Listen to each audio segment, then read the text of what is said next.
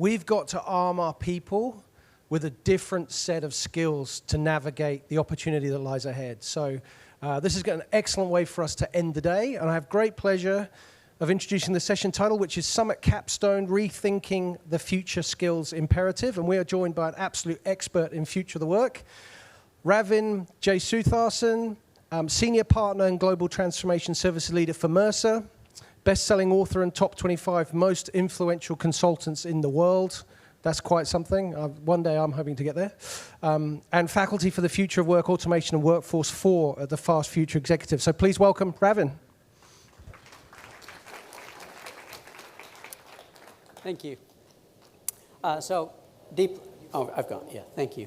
So deeply conscious that I'm the last thing between you all and drinks. So I will endeavor to be sort of brief. But as I said earlier on the panel, there's a lot of connective tissue between all of the topics we've talked about. And I think it all comes together when we think about what work is going to look like and why this journey towards the skills-powered organization, I think, is a very logical, and hopefully you'll agree with me, a logical conclusion to many of the things we've talked about here. So this is a bit of a sneak preview for my next book, which comes out on October 1st, which is called The Skills-Powered Organization, The Journey to the Next Generation Enterprise. And I had the privilege of writing it for the MIT Press with the Chief Strategy and Chief People Officer at Standard Chartered Bank, who are doing some really amazing things in terms of making skills the currency for work. But as you guys have figured out over the last 8 sessions or so, that we go from left to right. Oh, yeah, well, you're left to right.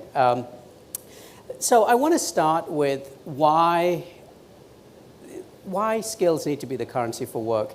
That quote is from my third book that I wrote with my good friend John Boudreau, and we were looking at the impact of AI and automation on work. And across about 130 case studies, the thing that jumped out at us was the power, the giant sucking sound of legacy.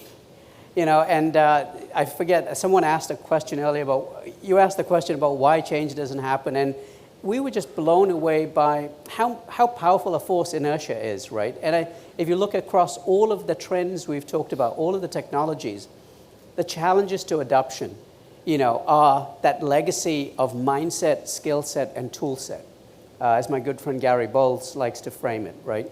And those are the things that fundamentally get in the way of the transformation of work. And it becomes even more of an imperative when the calculus changes, right? Because this thing called a job that we all know and dearly love, well, maybe many of us, maybe not all, was built for a very different era. It was built for an era where we aggregated disparate tasks into this thing called a job, jobs into job families. It was built for an era where there was great predictability and steady and continuous growth. And that's not the world we live in anymore. The World Economic Forum has been using this term, the polycrisis world. The IMF recently estimated that volatility in the global economy has increased by 2.5 times, not 2.5%, but by 2.5 times over the last 10 years. That is massive disruption. That's a disruption that we as a species have never seen if you go back as far as their records will take you, which is back to, I think, 1950 or thereabouts. And so what you see is the convergence of all of the trends we've talked about, the technologies, the geopolitical issues and crises, et cetera. And what that's calling for is a fundamentally different enterprise, as you can see on this slide. When our external environment was complicated, this thing called a job made a lot of sense, but it's rapidly become an exceptionally complex one, which requires a fundamentally different response because we have these discontinuities. The organizational imperative in a complicated environment was one that we know and love, right? Organizations built for scale, efficiency, and focused on expertise. We'd build those deep job families with lots and lots of expertise. When the calculus changes and we move into a complex environment, what's called for is something very different. It's speed, it's agility, it's execution focused. It's the ability to fail fast. It's test and learn. As we all know, perfection is the enemy of good, right? And I love what Satya at Microsoft has done, right? With the changing of that culture from a culture of know-it-alls to a culture of learn-it-alls. Because that's absolutely what's required for this complex environment, because I can't look around the corner and see what's coming. So I need to be prepared for it. And what that means is, organizationally, a fundamental pivot from our carefully constructed hierarchical org structures that were sort of really built for predictability and compliance, to increasingly more hybrid and agile structures where talent is able to flow to work more seamlessly, to ultimately, as we talked about on the blockchain, a much more agile, networked ecosystem where skills and capabilities are connected to work more seamlessly. As demand ebbs and flows, as it changes, can we sort of have an enterprise that is continuously shape-shifting? So I'm hoping this progression makes sense, and why this notion of skills, I think, becomes really pivotal as the currency for work versus that larger building block of a job. When I looked forward, and in the consulting I have the privilege of doing with many large organizations, I think the two most pivotal questions we're going to be asked to wrestle with as leaders is what you see on this slide. How do we redesign work so that as the demand changes, we're enabling, as AI comes in, as AI simultaneously substitutes, augments, and transforms work, we're enabling talent to flow to that work as seamlessly as possible, while ensuring that the talent, employee or otherwise, have the space and the resources to keep renewing themselves, to keep reinventing themselves. Because the thing we know for sure, as we move from left to right, we have to decouple growth from resource intensity. Our ability to sort of keep adding fixed costs as revenues increase are going to be greatly marginalized and reduced. And particularly in an era where, by most accounts, the average American company is spending close to 3.5% of revenue on technology in this generative AI world. It's not 3.5% of profit, it's 3.5% of revenue. And where are those dollars going to come from to fund that? Secondly, if you think of this as basically bending the demand and supply curves of work in a fundamentally different way, that first question is about bending the demand curve of work in a different way. The second one is about bending the supply curve of work in a different way. It's about asking the question of how do we re-envision that colleague experience, the employee. I use the word colleague because employee is increasingly just going to be a very small subset of who contributes to your mission. How do we bend that colleague experience to meet more and more people on their individual terms, whether they're an employee or not, whether they're the gig worker who's engaging with us for an assignment, whether they're the employee of the outsourcer. I've got a chief HR officer client who says, we've got all of this work being done by third parties, whether it's technology companies or others. They are touching our customers every day. It doesn't, procurement can go negotiate the contract, but they need to represent our value proposition to our customers. And so I need to engage with them in the same way I do with our employees, because they're both engaging with our customers. How many HR functions actually engage with the employee of the outsourcer here? So an opportunity, right, in terms of thinking about what does the supply curve need to look like in terms of that work experience and how that's orchestrated. So two questions that I think are pivotal, and I think the response is one that is about rethinking that work operating system. One that is based on jobs, on that far left, to increasingly one that's based on deconstructed tasks and skills that are underlying them. That one-to-one relationship that was great, again, right? For about 100 years, it was awesome.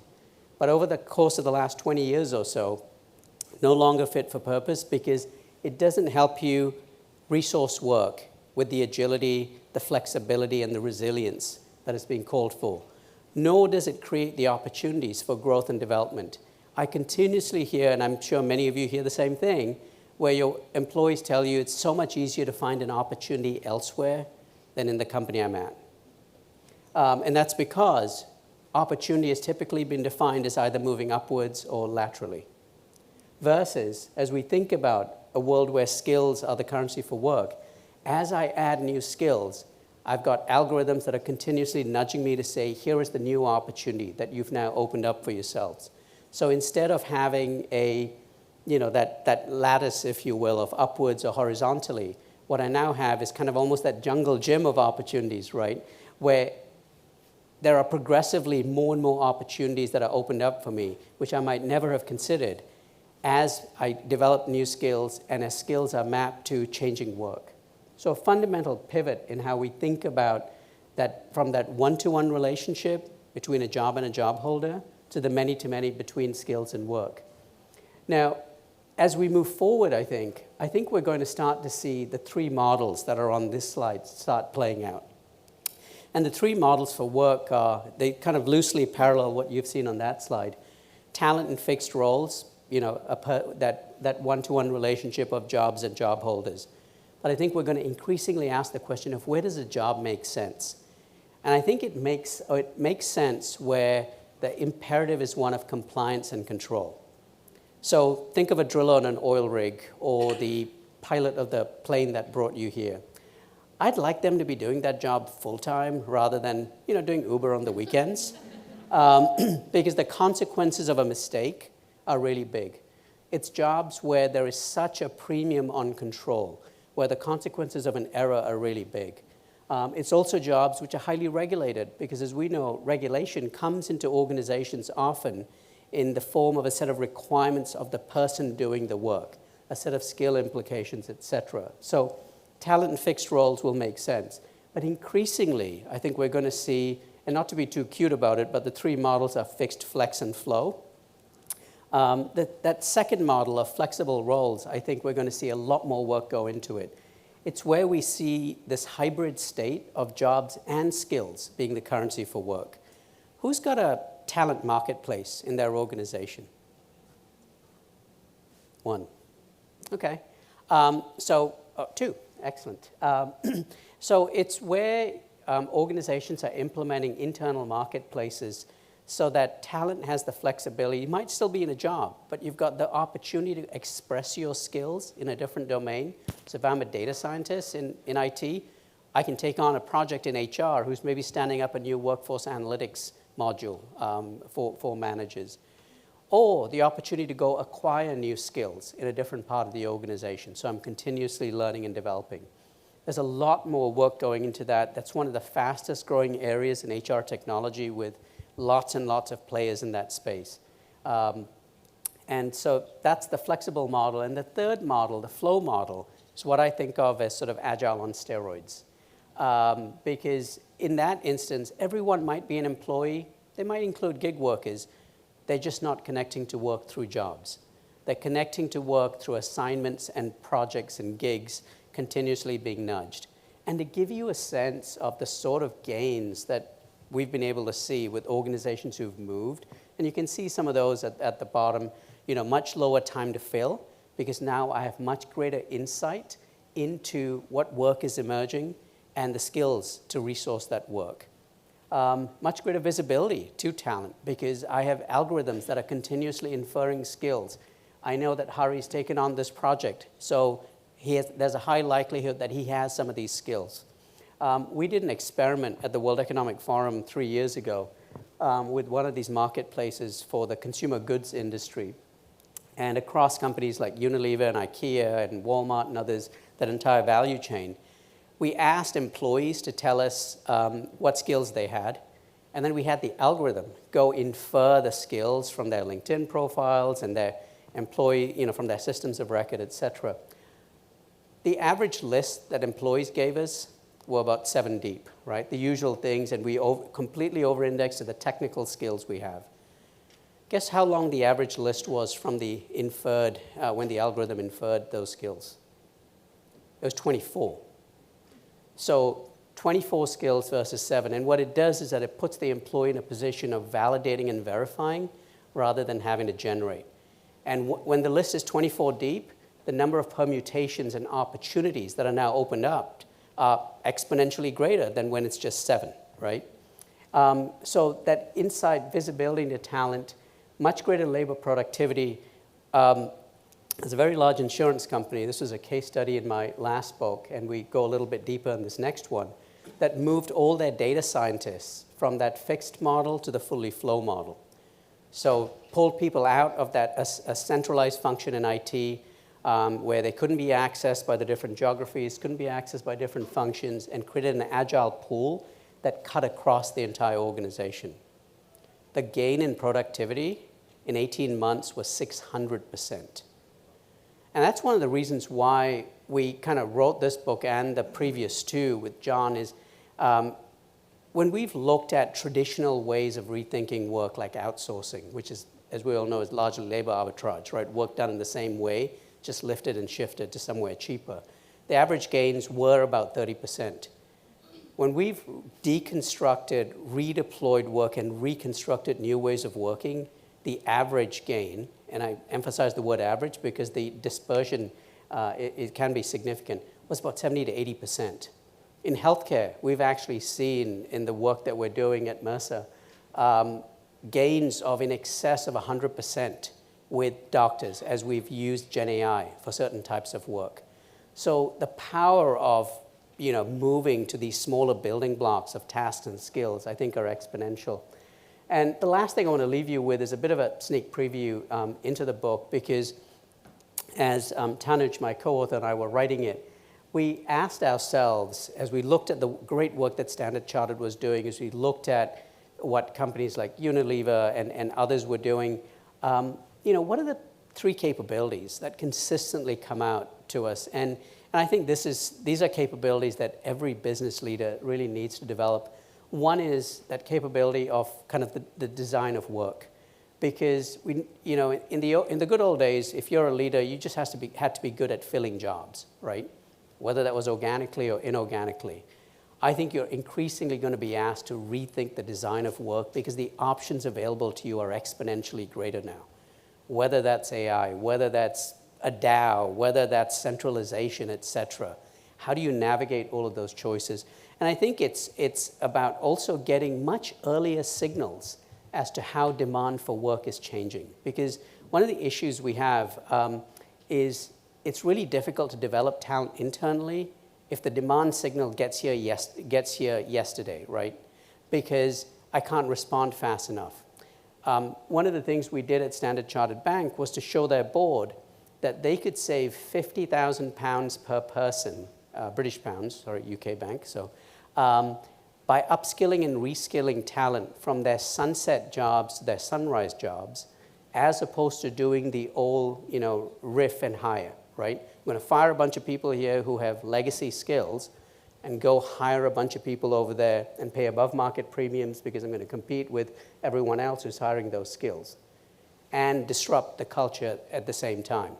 So actually quantifying some of those gains was exponentially powerful in making upskilling and reskilling part of their strategy, not just an HR initiative, but an operating model initiative. So that design of work, having early demand signals, understanding the supply of skills internally and externally, and then redesigning work to close those gaps or to match those gaps. Secondly, making development actually part of the operating model and part of the strategy like they have. Being able to sort of turn those signals of gaps into specific interventions where people are upskilled and reskilled at pace. And the thing I think that has to really change is we need to design in space for learning and well-being into the flow of work. The quantum of reskilling required, we've seen from the World Economic Forum that the half-life of certain AI and digital skills is now down to 2.5 years. In stark contrast to that accounting degree that some of us may have, which has stood us in good stead for, well, not us individually for hundreds of years, but our predecessors and others. So that half-life of skills is shrinking so rapidly that there needs to be that space for learning and well-being in the flow of work. And then secondly, the mechanisms to deploy those skills at scale and speed, and it can't be a job because it's just too cumbersome. It's going to be one of the means, but there's going to be a whole bunch of other means for getting those skills back into work and making that kind of a virtuous cycle. So I'm hopeful this has been helpful in maybe sort of giving you a bit of a sneak preview, but hopefully you're seeing the connective tissue between some things we've talked about over the course of this afternoon and how they manifest into what kind of the next generation enterprise might look like. So I'd Perfect. I was going to say I'd love to take some questions, but... Ravin, thank you. Excellent. What a great way to finish, though, because... Thank you. You know, this is how we all need to start to think about growth within our companies, right? Yeah. And talent development. And I think, you know, when I sat and listened to this, I'm like, I think this is a really important conversation that we need to have in these organizations. The multi-skilled employee, I think that's quite a paradigm shift. Yeah. You know, from being like, I'm an expert at this one thing to like, I'm comb-shaped and I'm good at lots of stuff. Yeah. That's a big change, and I think that's an amazing opportunity for everybody. Because in my experience of this, it creates employees that are super engaged again. They're learning again, right? Absolutely. So don't pigeonhole me, don't stick me over here, you know, like let me help expose me to other parts of the organization, and it creates a really engaged kind of employee set. So brilliant, thank you so much. So a couple of questions, this is it, this is the home run. Okay, here we go.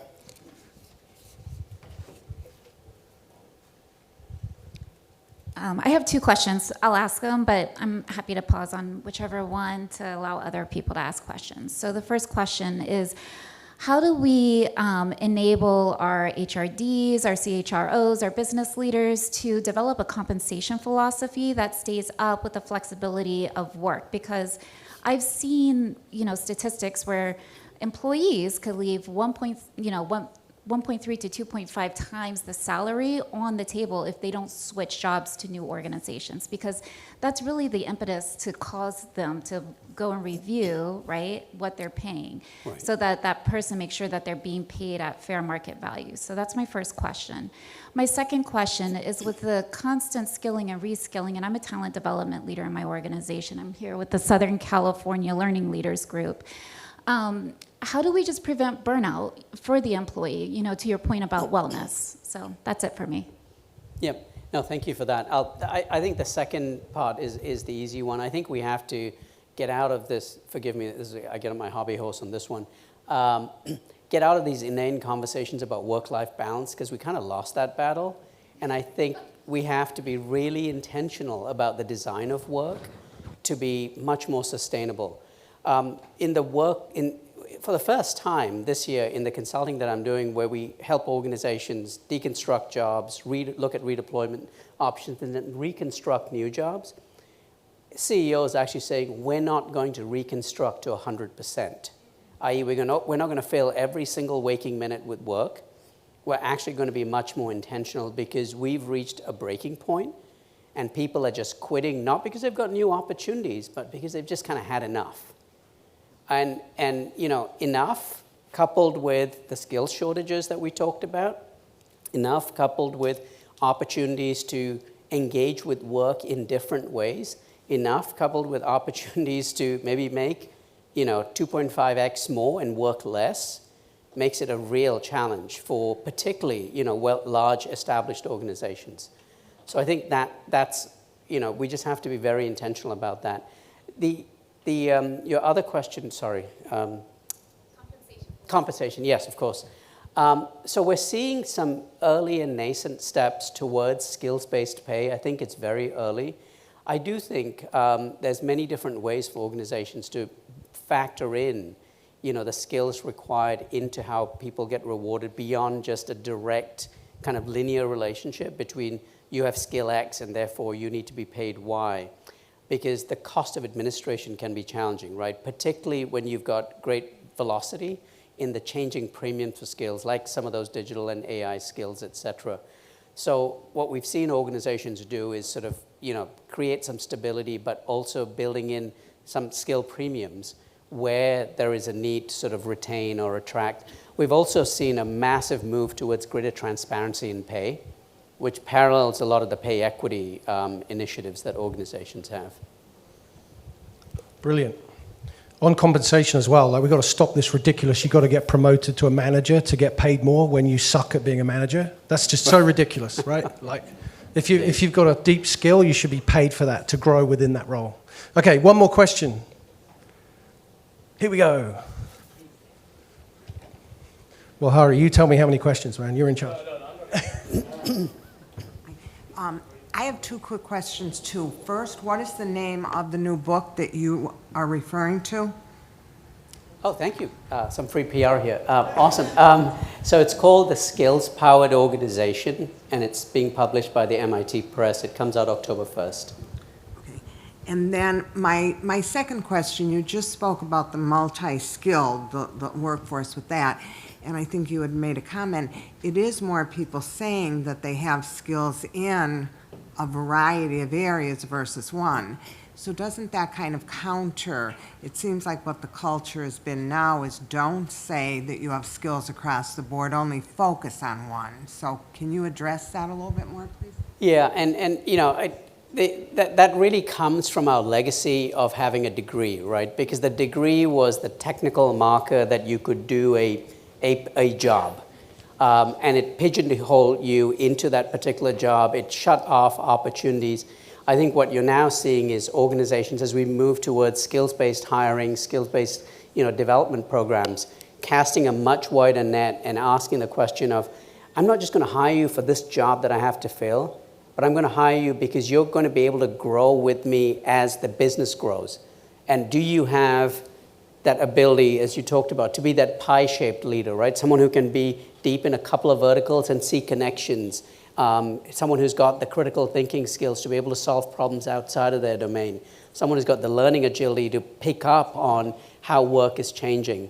It's also why, if anyone's interested, this is going back a few years, back in like 2020, the then CHRO of Unilever and I wrote a white paper for the World Economic Forum. It's called HR 4.0. And she's now the CEO of Chanel. And the paper actually showcased their Unilever's framework for the future of work. And it was all about, this is, again, 5 years ago, a series of adult conversations about how people needed within that organization to upskill for the job they're in because it was always going to keep changing, or reskill for potentially another role because they wanted to, or because their job was going away, or potentially be outskilled for opportunities elsewhere. And it was all about this promise of being employable rather than the promise of employment. Awesome. I learned something last week that, so to your question, jack of all trades, master of none. We all know that, right? That is a misquote. Yeah. The full quote is, jack of all trades, master of none is oftentimes better than master of one. Right? That is the full quote.